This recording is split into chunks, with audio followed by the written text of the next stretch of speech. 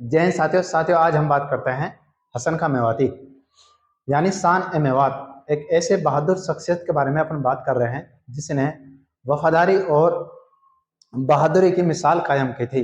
अपन बात कर रहे हैं 16वीं सदी की, जिस टाइम बाबर के सामने दीवार बनकर खड़े हुए थे, यानी अपने हसन खां मेवाती। चलो जानने की कोशिश करते हैं, हल्की हल्की सी जानकारी प्राप्त करने की कोशिश करते हैं। आराम से सुनना। चलो, राजा हसन खां मेवाती। जो राजा हसन खां मेवाती थे, इसके जो वालिद थे, इसका नाम बताया जाता है अलावल खान, और इसकी माँ थी, इसका नाम बताया जाता है लाड मालकिनी। क्या नाम बताया जाता है? लाड मालकिनी। अब जो लाड मालकिनी थी, ये अफगान आजम हुमायूं राजा की पुत्री थी। क्या थी? पुत्री थी। मतलब अफगानिस्तान के आजम हुमायूं जो थे, राजा थे, इसकी पुत्री थी। और मैं आपकी जानकारी के लिए एक बात और बता दूं, आजम की दो पुत्रियां थी। दो? कितनी? दो। जो दूसरी पुत्री थी, ये इब्राहिम लोदी की वालिदा थी, यानी इब्राहिम लोदी की माँ थी। कहने का मतलब आजम खान की दूसरी बेटी थी, वो इब्राहिम लोदी की वालिदा थी। वालिदा मतलब माँ थी। माँ को उर्दू में कहते हैं वालिदा। ठीक है, अच्छा, क्लियर यहाँ तक। अब कहने का मतलब, ये जो हसन खां मेवाती था, इसका जो मौसी लगती थी, किसकी माँ? इब्राहिम लोदी की। मतलब मौसी लगती है ना। ये रिश्ता नाता इन दोनों में बन गया भाई। ठीक है, अब आगे बात करते हैं। हसन खां को शान ए मेवात से नवाजा। किसी ने नवाजा था? इब्राहिम लोदी ने। यानी अपन बात कर रहे हैं 16वीं सदी की, और 16वीं सदी में जो दिल्ली का तख्त था, यानी गद्दी थी, उस पर बैठे थे कौन? इब्राहिम लोदी। यानी राजा इस टाइम दिल्ली के तख्त पर कौन बैठा था? इब्राहिम लोदी। इब्राहिम लोदी ने ही शान ए मेवात से नवाजा था। किसे? हसन खां मेवाती को। ठीक है भाई, यहां तक। हसन खां को रियासत विरासत में मिली थी, ये मैं नहीं करा, ये बताते हैं ये बात कि हसन खां मेवाती जो थे, इसको जो क्या कहते हैं, रियासत है, वो विरासत में मिली थी। क्योंकि बताया जाता है कि इसके जो बुजुर्ग थे, यानी बाप दादा थे, वो कम से कम 200 साल तक राज किया था उन्होंने। यानी शाही परिवार से आते थे, राज परिवार से आते थे। ये बात एक लेखक है, ए कनिंगम, जो कि विदेशी लेखक हैं, वो कहते हैं, अपनी किताब में लिखते हैं कि हसन खां मेवाती थे, ये शाही खानदान से आते थे। कैसे खानदान से आते थे? शाही खानदान से। ठीक है भाई, तो इस बात को अपन बाद में पढ़ेंगे, इस लाइन को पहले ऊपर से देखते हैं। हसन खां मेवाती एक मजबूत फौज तैयार की, यानी हसन खां मेवाती थे, इसने एक मजबूत फौज तैयार की, जिसमें बताया जाता है कि लगभग 12,000 सैनिक में थे। कितने थे? 12,000। ठीक है, अब एक युद्ध होता है जिसे अपन पानीपत के प्रथम युद्ध के नाम से जानते हैं, जो होता है अप्रैल 1526 में। बाबर वर्सेज इब्राहिम लोदी के बीच में पानीपत का प्रथम युद्ध होता है, और उसकी डेट है अप्रैल 1526 में बताई जाती है। ठीक है, इस युद्ध में जो मेव कौम ही, यानी कि अब मेवात की जो कौम ही, मेव कौम ही, उनके और जो हसन खां मेवाती के जो सैनिक थे, वो बहादुरी से और वफादारी से लड़े थे। अब लड़े किसके सामने थे? क्या किसके सामने? बाबर के सामने। और किसके साथ थे? किसके साथ मिलकर जंग लड़ी थी? इसके इब्राहिम लोदी के साथ मिलकर लड़े थे। और इसी युद्ध में जो हसन खां मेवाती के जो यानी वालिद थे, यानी बाप थे, अलावल खां, ये मारे गए थे, यानी शहीद हो जाते हैं। और इसी ही मतलब पानीपत के प्रथम युद्ध में ही जो इसके पुत्र थे, हसन खां मेवाती के जो पुत्र थे, नाहर खां को कैद किया जाता है। और किसने कैद किया? बाबर ने। आई बात समझ में? ठीक है, अब इसी युद्ध में देखा था किसने?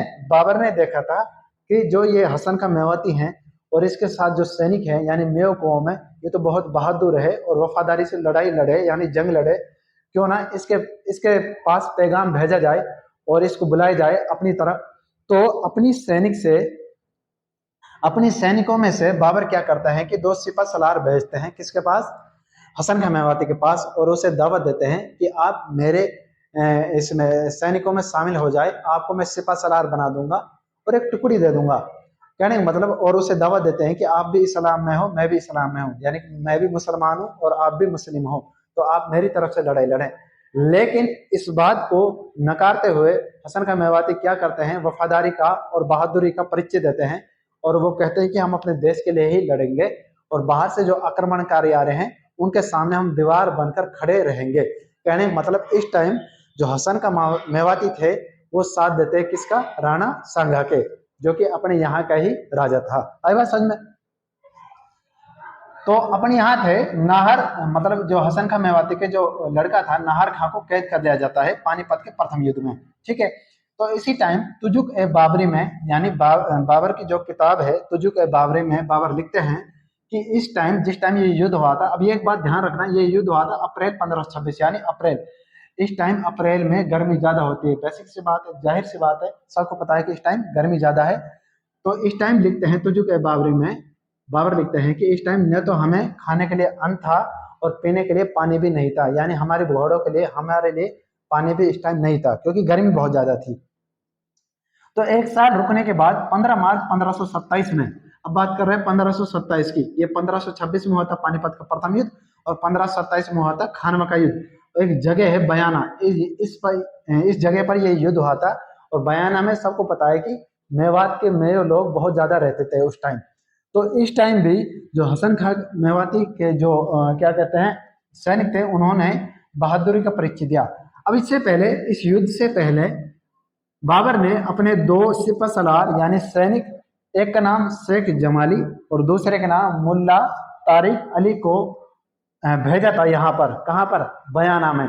और जहाँ पर कौन थे, राणा सांगे थे, वहां विजिट करने के लिए, यानी निरीक्षण करने के लिए भेजा था कि किस तरह हमारे जो दुश्मन हैं वो किस तरह तैयारी कर रहे हैं और हमें किस रुख की तरफ चलना चाहिए, किस साइड से, किस दिशा से हमें आक्रमण करना चाहिए। यानी कहने का मतलब पहले ही उनको भेजा था निरीक्षण करने के लिए। तो इसके बावजूद भी हसन का मेवाती और उसके साथ जो 12,000 सैनिक थे वो बाबर के खिलाफ बाबर के सामने दीवार बनकर खड़े रहे और बहादुरी के साथ ये युद्ध लड़ा था उन्होंने। और इसी युद्ध में क्या हुआ, एक हल्दिया के सरदार थे जिनने धोखा दे दिया था, यानी बाबर के साथ वो मिल गए थे। और मिलने के बाद इसी टाइम ये युद्ध हुआ था। बताया जाता है कि 7 बजे युद्ध स्टार्ट हुआ था, तो दोपहर युद्ध चलते हुए राणा सांगा को तीर लग जाता है और तीर सर में लगता है तो वो घायल हो जाते हैं और घायल होने के बाद वो मैदान से चले जाते हैं। तो इसी टाइम जो हसन खां मेवाती थे और उनके सैनिक थे वो बाबर के सामने दीवार बनकर खड़े रहते हैं और अपने युद्ध जारी रखते हैं, मतलब लड़ते रहते हैं।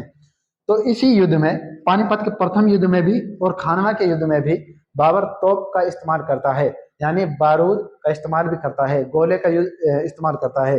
तो एक बारूद का गोला हसन खां मेवाती के ऊपर आ गिरता है और जिसमें हसन खां मेवाती शहीद हो जाते हैं। क्या हो जाते हैं, शहीद हो जाते हैं।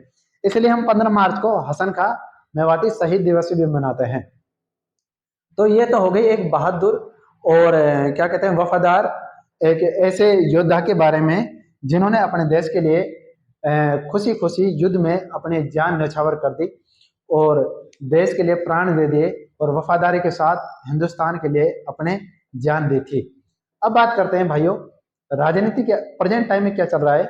लोग बाग अपनी कुर्सी के चक्कर में हमारे सब में, हमारे बीच में मजहब की, यानी हिंदू मुसलमान की, यानी अपने धर्म की दीवार पैदा कर रहे हैं। मतलब लोग बाग आम समाज में हो रहा है शायद कहीं ना कहीं, और वो दीवार इस तरह बढ़ रही है, नफरतों के बीच इस तरह बोए जा रहे हैं जिससे हम अलग अलग टूटते जा रहे हैं, यानी हमारे बीच में डिस्टेंस है या दूरी है वो बढ़ती जा रही है, और जो कि बहुत ही गलत है। सिंपल सी बात है, जब हम मिलकर कुछ काम को करेंगे जब भी हमारा समाज और देश आगे बढ़ सकता है। देखो अगर इतिहास भी हम उठा के देखें तो उसमें भी खूब एग्जाम्पल हैं। इस एक एग्जाम्पल तो यही है, इसमें राणा सांगा है वो हिंदू है और हसन खां मेवाती है वो मुसलमान है, लेकिन दोनों एक होकर लड़ाई लड़ते हैं, दोनों एक साथ मिलकर लड़ाई लड़ते हैं।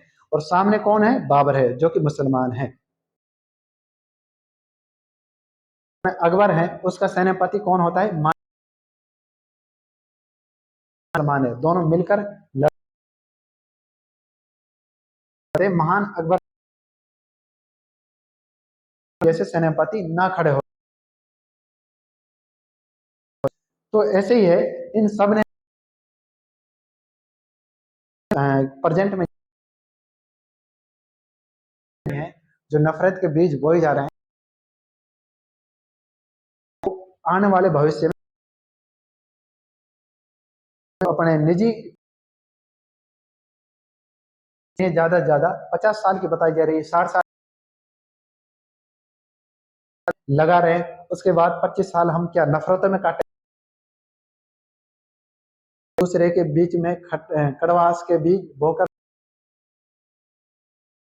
प्यार मोहब्बत से आराम को अपने देश को भी आगे बढ़। तो मेरी तो बेसिक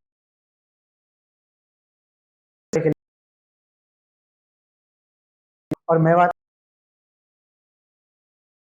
और मैं आप तो